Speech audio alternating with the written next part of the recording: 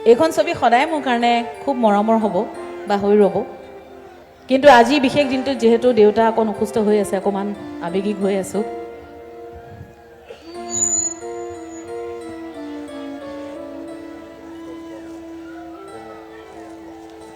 আজিৰ দিনটোত ইয়াতকৈ ধুনীয়া উপহাৰ আৰু একো হ'ব নোৱাৰে মই এখন খুলি দেখুৱাব লাগিব ৰাইজক তেতিয়াহে আপোনালোকে ভালকৈ বুজি পাব হয়তো গায়ত্ৰী নিজে আহিলে মই বেছি ভাল পালোহেঁতেন লগ পোৱাহেঁতেন আৰু ভাল লাগিলেহেঁতেন এইখন মই মোৰ মা দেউতাৰ কোলাত বহি আছোঁ আৰু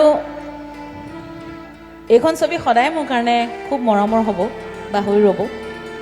কিন্তু আজি বিশেষ দিনটোত যেহেতু দেউতা অকণ অসুস্থ হৈ আছে অকণমান আৱেগিক হৈ আছোঁ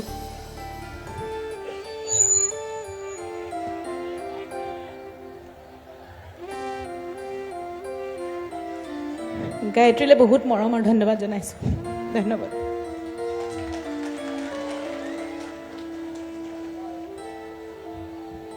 আমাৰ মুখ্য আমলখি মন্দিৰমন্ত্ৰীয়ে এই বছৰৰ আমাৰ যি স্মৃতিগত বসন্ত এই বসন্ত শিল্পী